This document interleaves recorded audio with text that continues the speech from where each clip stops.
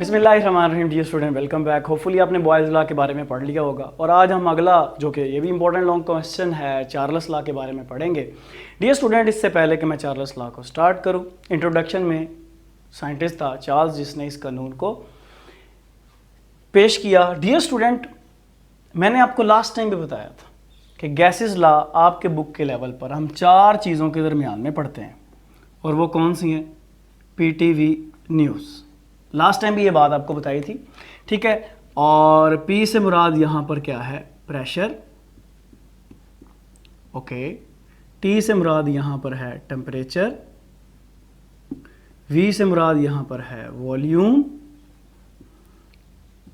N से मुराद है number of moles. कुछ चीज़ें आपके टॉपिक का हिस्सा नहीं होती, लेकिन उनको बताने का मकसद ये होता है कि टॉपिक में आसानी पैदा हो जाए। बॉयज़ लॉ हमने पढ़ा था, वो था प्रेशर और वॉल्यूम के दरमियान में रिलेशन। ये है वॉल्यूम और टेम्परेचर के दरमियान में रिलेशन। तो आमतौर पर ये चार चीज़ें किसी गैस लॉ में आती हैं। दो के दरमियान हम ताल्लुक पढ़ रहे होते हैं तो बाकी दो कांस्टेंट होते हैं। जैसे इस केस में हम ताल्लुक पढ़ रहे हैं प्रेशर का, टेम्परेचर और वॉल्यूम का। तो क्या कहता है ये चार्ल्स लॉ? ये कहता है, एक लाइन में खत्म। ये देखें, ये कहता है जी चार्ल्स लॉ कहता है volume directly proportional to temperature. और टेम्परेचर भी कौन सा? Absolute temperature. क्या होता है अभी बताऊंगा आपको, ठीक है जी। तो यानी इन दोनों के दरमियान में रिलेशन पढ़ा जा रहा है। तो बाकी दो क्या होंगे? कांस्टेंट, यानी प्रेशर और नंबर ऑफ मोल बराबर किसके होंगे? कांस्टेंट के। सो यहां से डियर स्टूडेंट सबसे पहले हम क्या बनाएंगे? इसकी स्टेटमेंट बनाएंगे। Statement number 1, this is statement number 1। Law की स्टेटमेंट होती है, आमतौर पे हम डेफिनेशन बोल देते हैं पढ़ाते हुए भी, बच्चे भी लिख देते हैं, लेकिन लॉ की स्टेटमेंट होती है। ओके, तो ये क्या कह रही है स्टेटमेंट? ये कह रही है, लॉ यहीं पर खत्म हो चुका है। समझदार बच्चे को आगे बताने की जरूरत ही नहीं है। क्या कह रहा है ये लॉ? ये कह रहा है volume of given amount of gas, given amount of gas, यानी given amount mean given number of mole of gas, यानी ये given है, वो क्या है? constant, is directly proportional। इसका क्या मतलब है? डायरेक्टली प्रोपोर्शनल का मतलब ये है कि अगर टेम्परेचर बढ़ाओगे वॉल्यूम भी बढ़ेगा, टेम्परेचर कम करोगे वॉल्यूम भी कम होगा। दोनों एक दूसरे के लिहाज से चेंज होंगे, एक ज्यादा दूसरा ज्यादा, एक कम दूसरा कम। Okay, directly proportional to absolute temperature. अभी बताऊंगा एब्सोल्यूट टेम्परेचर क्या होता है, ठीक है, अभी बताऊंगा, टेंशन नहीं लेनी। एब्सोल्यूट टेम्परेचर व्हेन पी यानी कि प्रेशर बराबर है कांस्टेंट के। तो दो चीजें कांस्टेंट होगी, गिवन अमाउंट यानी मोल भी कांस्टेंट, पी भी कांस्टेंट। वो मैंने साइड पे पहले लिख दिया था। तो ये सिंपली डियर स्टूडेंट इसकी क्या है? स्टेटमेंट है। अब एब्सोल्यूट टेम्परेचर क्या होता है और डिग्री सेल्सियस टेम्परेचर जो सा होता है उसको हम केल्विन में कैसे बदलते हैं, उसका एक छोटा सा ट्रिक बताऊंगा आज के लिए ज़रूरी है। बेटा, एब्सोल्यूट टेम्परेचर होता है 0 केल्विन और -273.15, किसी बुक में 16 है, किसी में 17 है, ठीक है। तो अब अपनी बुक के लिहाज से इसे कर लें। This is absolute temperature. Definition बोल रहा हूं, लिख लो, इंपॉर्टेंट शॉर्ट क्वेश्चन।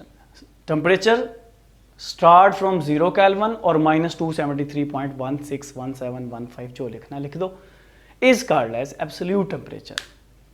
और डियर स्टूडेंट याद रखना जब भी तुम्हें टेम्परेचर दिया हो डिग्री सेल्सियस में, फर्ज करो 25 डिग्री सेल्सियस, तो इसको केल्विन में बदलना हो तो तुम क्या करोगे? 273 ऐड करोगे, जो भी आंसर आएगा, जैसे इस केस में आएगा 298 प्लस करके देख लीजिएगा, कैलकुलेटर आपके पास होगा। तो ये केल्विन, यानी 25 डिग्री सेंटीग्रेड 298 केल्विन के बराबर होता है।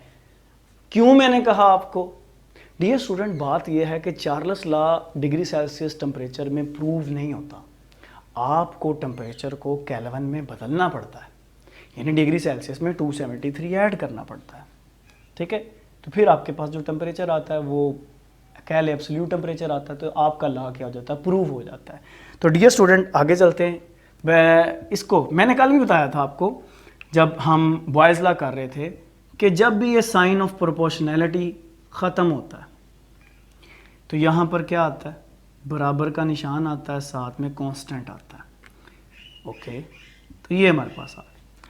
v और t यहाँ पर वेरिएबल है, यानी चेंज हो रहे हैं, और k क्या है, कांस्टेंट। तो हम क्या करते हैं, कांस्टेंट एक तरफ रहने देते हैं, वेरिएबल एक तरफ ले आते हैं, तो हमारे पास क्या आता है, v ओवर t बराबर है कांस्टेंट k के। तो डियर स्टूडेंट, यहाँ से आगाज होता है statement number 2 of Charles law. Statement number 2 कहती क्या है, उससे पहले आपने ये देखना इसका मतलब क्या है। इसका मतलब ये है वॉल्यूम को टेम्परेचर के साथ डिवाइड करो, जवाब क्या आता है, कांस्टेंट। यानी अगर आपके पास वॉल्यूम V1 है और टेम्परेचर T1 है, जवाब कांस्टेंट आएगा। वॉल्यूम V2 है, टेम्परेचर T2 है, जवाब फिर भी क्या आएगा, कांस्टेंट आएगा। राइट साइड दोनों की सेम है तो लेफ्ट भी सेम होनी चाहिए। V1 over T1 is equal to V2 over T2, क्योंकि ये दोनों क्या हैं, सेम, तो ये भी क्या होनी चाहिए, सेम होनी चाहिए। तो ये हमने प्रूव करना है।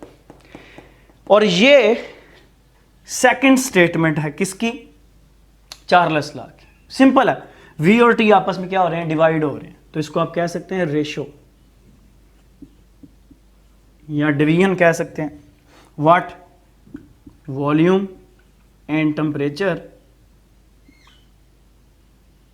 ऑलवेज इक्वल टू कांस्टेंट, यानी इसके कांस्टेंट के बराबर होंगे जब आप इन दोनों को डिवाइड करेंगे।